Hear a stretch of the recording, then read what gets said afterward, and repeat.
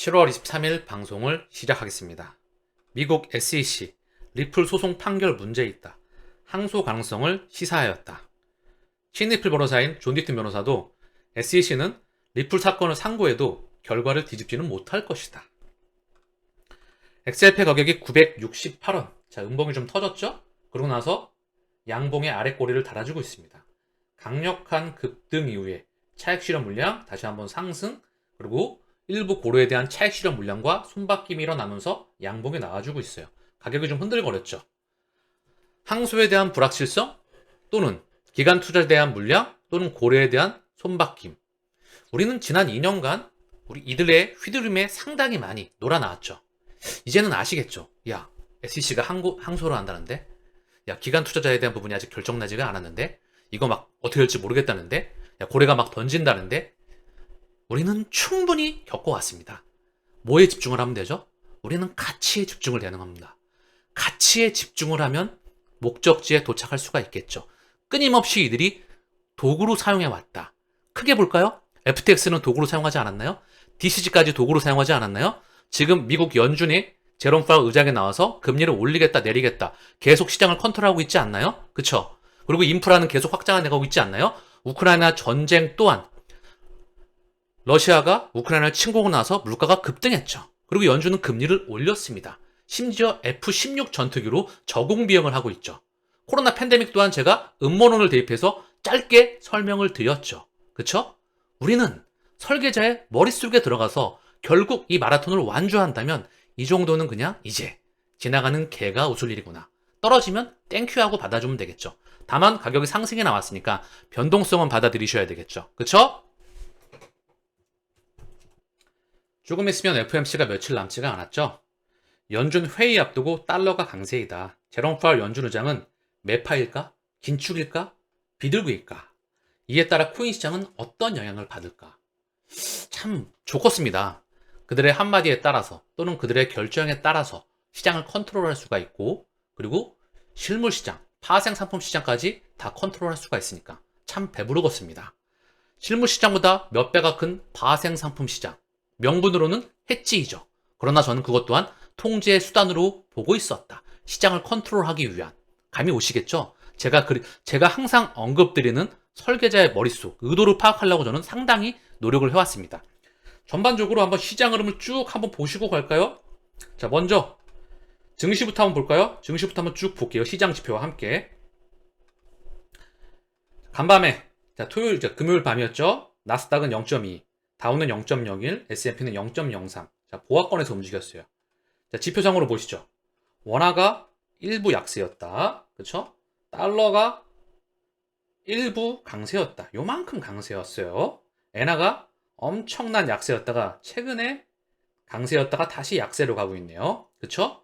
유가는 지금 바닥을 조금 찍었다가 살짝 반등 나오고 있다. 이렇게 이제 지표가 흘러가고 있고요. 증시의 흐름을 전반적으로 보시면 감이 오실 거예요. 나스닥이 지금 이게 주봉이거든요. 폭락을 한 다음에 바닥을 딱 쌍바닥을 찍죠. 한 번에 보시자고요. 폭락을 한 다음에 바닥을 찍습니다. 쌍바닥을 딱 찍어요. 그러면서 저점으로 올라가면서 강하게 달려나가고 있죠. 여러분들이 연준 의장이라면 어떻게 하겠어요? 너무 빨리 나가면 부담스럽지 않겠습니까? 그쵸? 0.25% 올리고 다음번에 또 인축할 수도 있다 하고 중단을 할지, 아니면 중단을 하고 니네 이르면 다시 또 올릴 거야 라고 할지, 그 부분으로 컨트롤할 수가 있겠죠. 중요한 건 지금 너무 빨리 달려가고 있죠. 증시가 한 번쯤은 좀 컨트롤이 필요할 것 같습니다. 보시면 경제 펀더멘탈이 받쳐주지 않는 상황에서 긴축에 대한 중단에 대한 기대감으로 먼저 달려나간 겁니다. 그쵸? 그럼 뭐죠? 실물 경제를 반영할 확률이 높겠죠. 추후에. 그러면 속도 조절이 필요하겠죠. 그 도구로서 저는 제롬 파월 연준 의장이 언급과 FOMC 결과 발표가 나오지 않을까. 중요한 거 근데 계속 언급을 드립니다. 하반기 상승장은 예정되어 있다. 그러면 시장이 상승이 예정되어 있다고 생각을 하면 떨어지면 뭐죠? 매입 기회로 활용을 하는 거죠. 그쵸? 그리고 중요한 건 큰 패러다임은 이미 역사를 바꿀 수는 없습니다. 에너지의 파동을 이쪽에서 이쪽으로 바꾸기로 이미 했으니까. 이 파동은 결정해 놨어요. 자산 시장에서 이걸 흔들어 제낀다는 것 뿐이죠. 수많은 파고와 함께 역사적으로도 참 그런 일이 많이 있어 왔죠? 그렇기 때문에 저는 고과정으로 보고 있다. 본 김에 한번 보고 갈까요? 다우의 흐름입니다. 고점과 저점의 중상부. 얘도 달리고 있어요. S&P도 거의 고점권에 다가갈 것 같죠? 얼마 차이가 안 남았습니다. 반도체도 보겠습니다. 필라델피아 반도체 지수. 얘도 고점권과 얼마 남지 않았죠? 여러분도 보시기에 아시겠지만 굉장히 빨리 달려나가고 있어요. 그쵸? 제가 연준 의장이라도 한 번쯤은 좀 컨트롤 할 것 같은데 갑자기 또 끌어올릴까요? 그쵸? 니케이. 니케이도 마찬가지로 여기 뚫어버렸죠? 뚫어버리고 현재 차익 실현 물량이 나오는 중입니다. 이걸 보고 슈팅이라고 해요. 갑자기 훅 튀는 걸요. 일본 경제 펀더멘탈 또한 기본적은 건강하지가 못합니다. 조금 있다가 다시 한번 언급을 드릴게요. 자, 그리고 대만. 대만 또한 반도체 국가이기 때문에 바닥을 찍고 반등이 나오고 있어요. 독일은 아주 강합니다. 전고점 거의 돌파할 것 같죠? 자, 상해가 좀 부진합니다. 중국 증시가 고점과 저점의 중하단. 홍콩은 바닥권에 있어요. 바닥권에서 아직 기고 있다. 유로스톡은 굉장히 강합니다. 그쵸? 유럽 경제 또한 지금 펀더멘털이 아주 좋지 못하거든요. 근데 자산시장만, 증시만 달렸다. 그러면 상당히 사실 좋은 시그널은 아닙니다. 항생지수 보겠습니다. 얘도 바닥권에서 박박 기고 있다. 금융위원회 가상자산 규율체계 검토, 정책 용구 영역을 모집한다.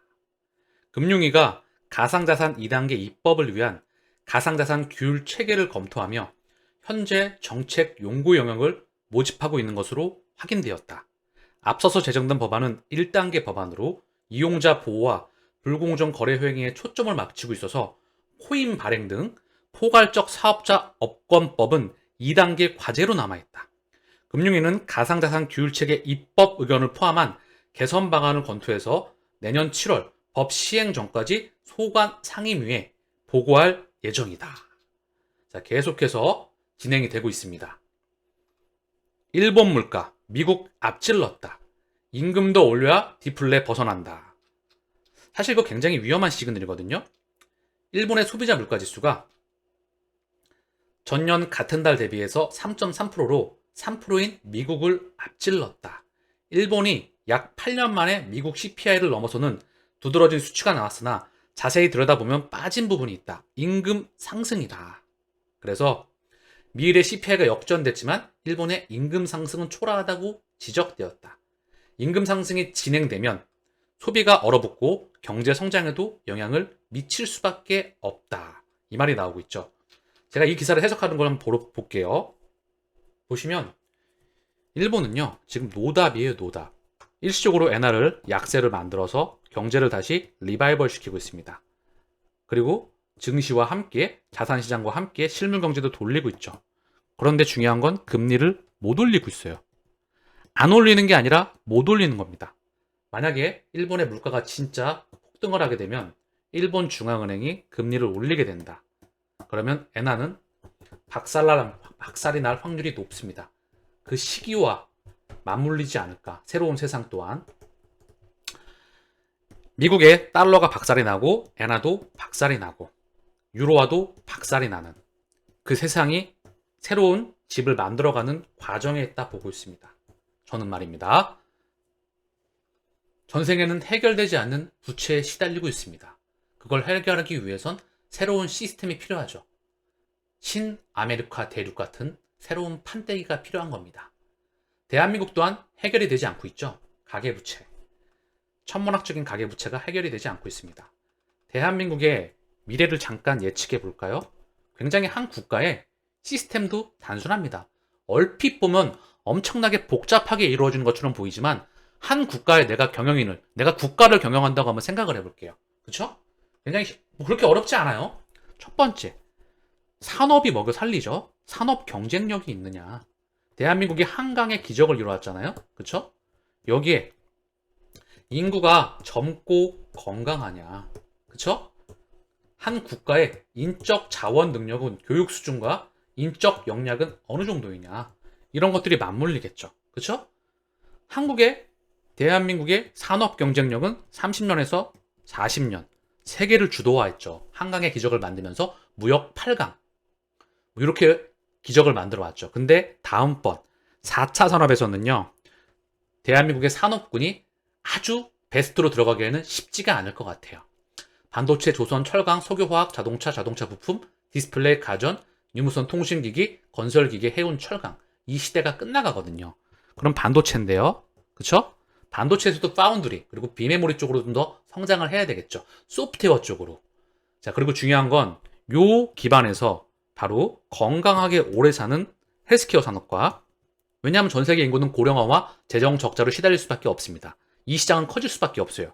두 번째, 전기차, 자동차의 패러다임이죠. 결국은 자율주행차, 로봇과 한 사물 인터넷, 4차 산업의 핵심에 있던 그 부분이 확장할 수밖에 없겠죠. 여기에 대한 경쟁력. 우리나라는 2차 전지, 이 하드웨어가 경쟁력을 주목받고 있죠. 세 번째, 네이버와 카카오를 필두로 하고 있지만 미국의 빵, 마가, 중국의 배트맨, 얘네들을 경쟁력을 차지하기에는 턱없이 부족합니다. 대한민국은 하나의 거점에 해당된 것으로 저는 보고 있어요. 어쨌든 이미 그 부분도 드러나고 있죠. 어쨌든 중요한 건 요게 대한민국의 중후장대 30년을 끌어왔던 걸 대체를 해야 되는데 대체하기가 쉽지가 않나. 첫 번째, 국가의 산업 경쟁력이 조금 힘들 것 같습니다. 두 번째는 인구가 전 세계에서 가장 빠른 속도로 고령화가 되고 있어요. 그쵸? 뭐 인적 수준이야 한국의 패스트 팔로워 엄청나죠. 뭐 역량이나 막 그런 거는 독합니다. 근데 좀 아쉬운 건 창의력이 많이 안타까운 거죠.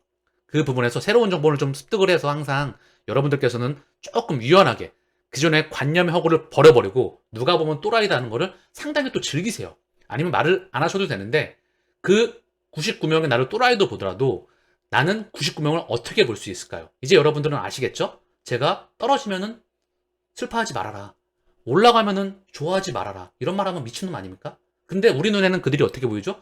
그러니까 니들이 돈을 못 버는 앞으로도 벌기 힘들 거야 라고 생각을 하시겠죠. 이제는 여기에 조금만 더 참고사항으로 언급을 드리고 갈게요. 이 자본이 무슨 자본이죠? 전 세계의 자본은 바로 그들입니다. 그들이 자본을 빨아먹죠. 쫙 하고 피를 빨아먹습니다. 자본이 일을 하는 과정은요, 맨 처음에 이게 노다지잖아요. 그냥 땅이에요. 여기다가 막 뭐 건설을 뭐 아파트도 짓고 인프라도 깔고 막 그러지 않습니까? 인구도 많아지고. 그러면 제일 먼저 하는 게 여기에 뭐 농업, 1차 산업에다가 원자재 경쟁력을 가지죠. 이 두 번째가 우리가 공장 있잖아요. 공장에서 막 공장에 들어서잖아요. 아세안도 공장에 막 들어섰고 중국이 예전에 공장에 막 들어섰고 인도도 공장에 많이 들어서고 있잖아요. 그쵸? 요렇게 성장을 시킵니다. 세 번째가 이제 중후장대로 변신을 시켜요. 2단계로 못 넘어가는 국가가 꽤나 많이 있죠. 중후장대.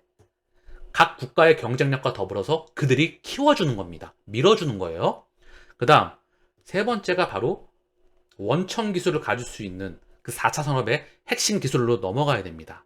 그리고 중요한 건 우리가 70년대, 80년대, 90년대 응답하라 뭐 1998 뭐 이런 거 있었잖아요. 그런 것처럼 월급을 받으면은요 이제 집을 사죠. 그리고 주식을 삽니다. 한국은 집이었죠. 요 자산 시장에서 또 뽑아먹는 겁니다. 경제학 용어로는 멋있게 부의 효과라고 하죠. 그럼 소비가 늘어나더라. 근데 부동산 가격이 올라간다고 소비가 늘어나나요? 아니죠. 그쵸? 한국은 가계부채, 해결되지 않은 가계부채를 가지고 있습니다. 주식이 올라가서 소비가 늘 수도 있겠죠. 그러나 실물 경제가 부의 증식의 효과보다는 진짜 펀더멘탈이 커지면서 양적인 성장과 질적인 성장이 동시에 일어나가면서 커지는 게 가장 이상적이겠죠. 그게 골디락스입니다. 그러나 그런 거는 사실 너무 어렵다. 한강의 기적을 우리는 이미 이뤄왔다. 그렇게 정리할 수가 있겠죠. 이미 한국은 도시화가 끝났기 때문에 전 범지구적으로 도시화가 끝난 국가가 많죠.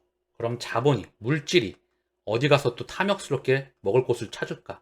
중국은 내수와 금융, 인도가 먹을 게 많겠죠? 아세안도 먹을 게 있겠죠? 그쵸? 그리고 아프리카도 먹을 게 있겠죠. 근데 가장 먹을 게 많은 곳이 어딜까요? 어딜까요? 바로 세판, 코인 시장입니다. 이제 응애하고 1200배 이상 성장합니다. 누가? 성장을 시킨다는 거죠. 글로 에너지의 파동을 지금 계속 보내고 있잖아요. 제 방송의 포커스를 어딘지, 마지막 도착지가 어딘지 아시겠죠? 자산의 토크나 블록체인과 분산 원장을 왜 만들었죠? 디파이와 탈중앙화라는 명분을 통해서. 근데 여러분들은 아시죠? Perfect Centralize입니다. 통제의 세상. 코로나를 통해서 우리는 통제의 세상을 봐왔습니다. 에너지의 파동을 그쪽으로 이동시키고 있다. 우리는 그거를 읽었다는 거죠. 그럼 어떻게 하죠? 거기 도착지 가서 기다리면 돼요. 소송이고 지랄이고 뭐 기관 판매량, 만약에 기관 투자자에게 판매가 안 되잖아요? 그럼 XRP는 의미가 없는 겁니다. 의미가 없는데 왜 11년 동안 전 세계 쩐주들이 다 그걸 확장하고 있겠습니까? 하루 건너 하루 건너. 왜 그들은 다 연결되어 있습니까? 그쵸? 그렇기 때문에 우리는 흔들릴 이유가 전혀 없다. 마라톤을 완주하는 건 누구다? 본인의 몫이라는 거죠. 그쵸? 그거는 멘탈에서 결정이 됩니다. 미국 하원 암호화폐 투자자 보호 법안 발표. 미국 하원 농업위원회 위원장인 글렌 톰슨 의원은 성명서를 통해서 21세기를 위한 금융혁신과 기술 법안의 도입은 소비자와 투자자를 보호하는 것이다. 해당 법안은 SEC와 CFTC가 암호화폐 거래 플랫폼에 대한 규제 프레임워크 구축을 의무화하도록 하고 있다. 또한 암호화폐 거래소가 SEC에 등록을 하도록 규정하고 있으며 이 밖에도 디지털 증권, 상품, 스테이블 코인을 한 곳에서 거래할 수 있도록 하는 내용을 담고 있으며 법안은 지난달 초에 작성됐다. 암호화폐 업계는 명확성을 원하고 있으며 우리의 공동 법안은 CFTC와 SEC 모두에게 업계에 대한 권한을 준다. 이 법안은 디지털 자산 개발자가 계속해서 혁신함에 따라 금융 보안과 확실성을 보장하기 위한 명확한 원칙을 확립한다고 강조했다. 브래딩 헬링하우스가 법을 충실히 적용한 판사를 탓하는 것은 터무니없다.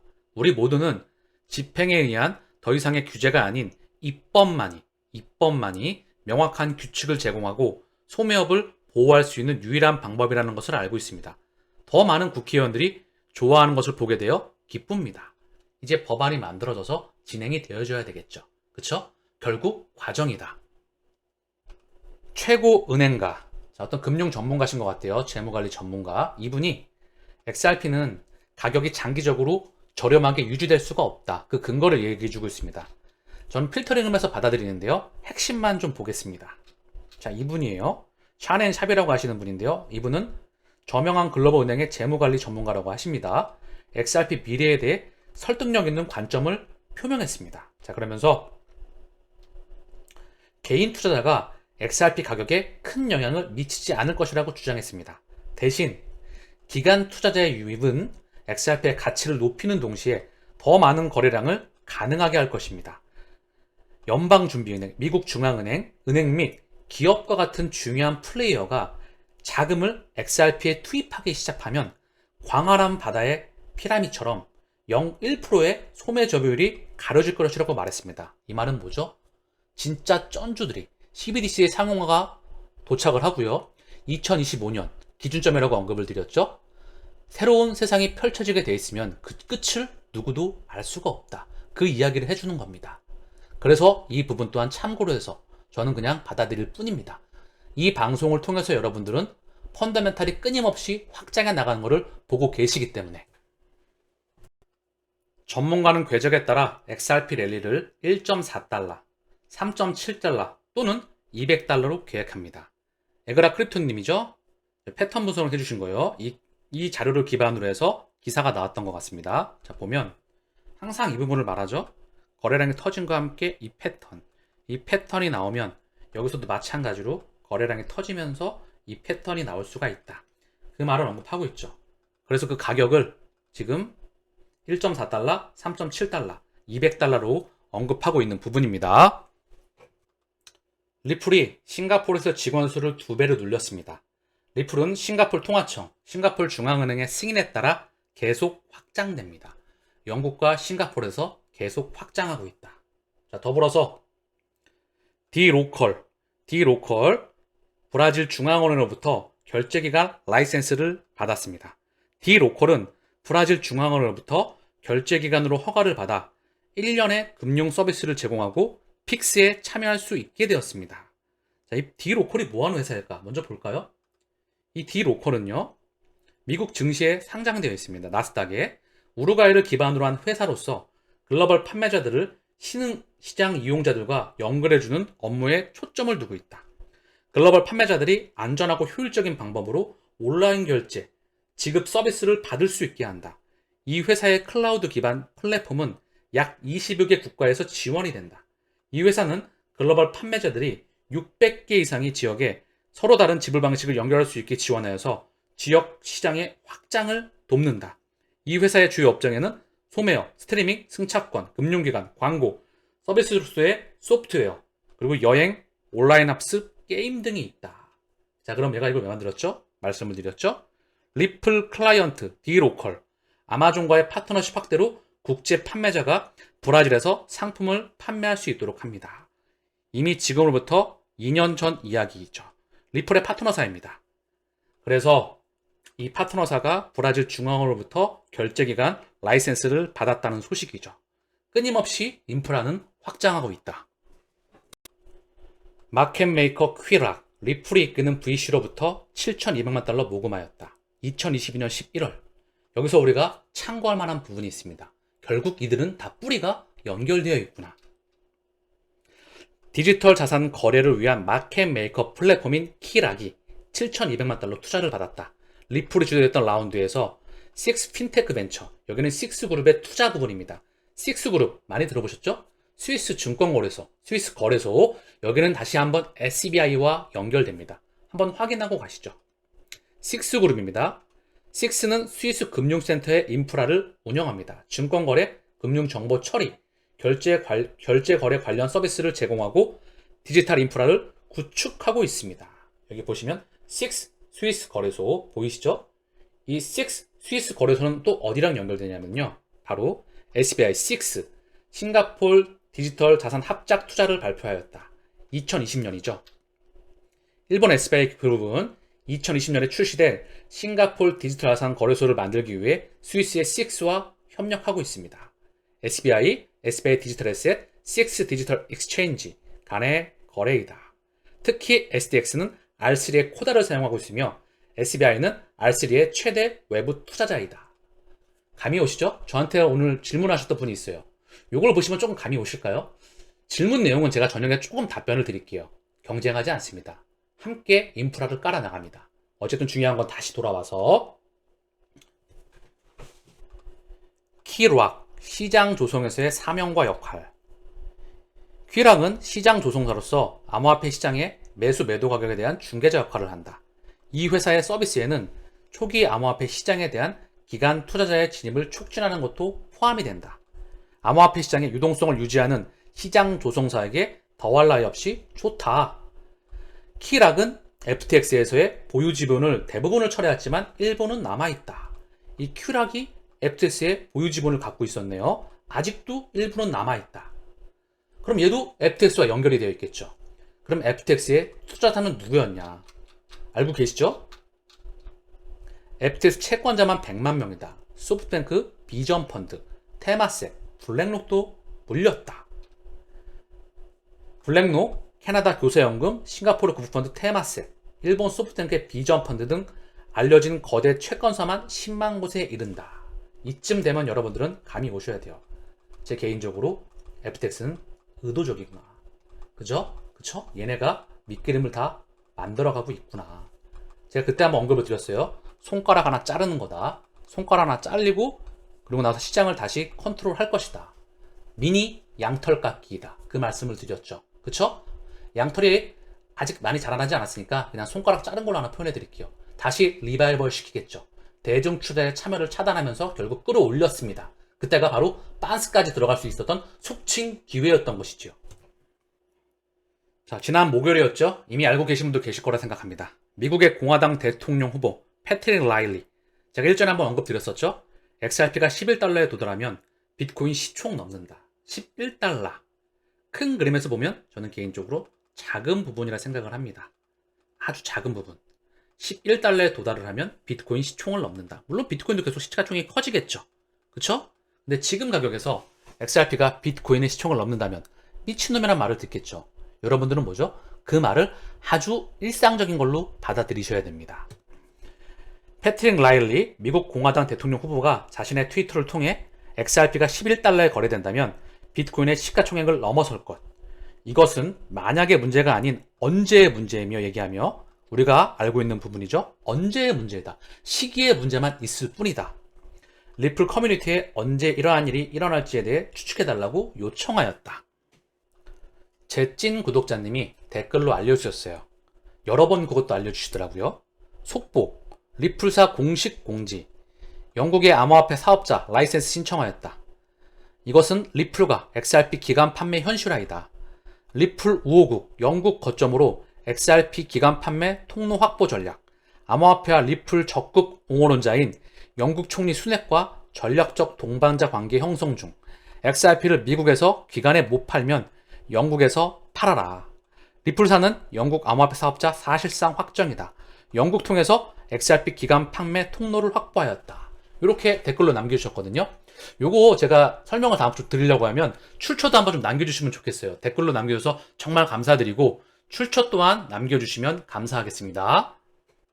여러분, 우리는 항상 큰 그림을 그려야만 됩니다. 그래야 잔파도에 휩쓸리지 않을 수가 있겠죠. 그쵸? 이 시장이 무지막지하게 매가 팽창합니다. 이제 응애하고 태어났을 뿐입니다. 자, 오늘 방송은 오전 방송 여기서 마치고요. 저는 저녁 방송에서 뵐 수 있도록 하고요. 그 저녁 방송에서 질문사항을 좀 정리해서 답변해 드릴 수 있도록 하겠습니다. 감사합니다.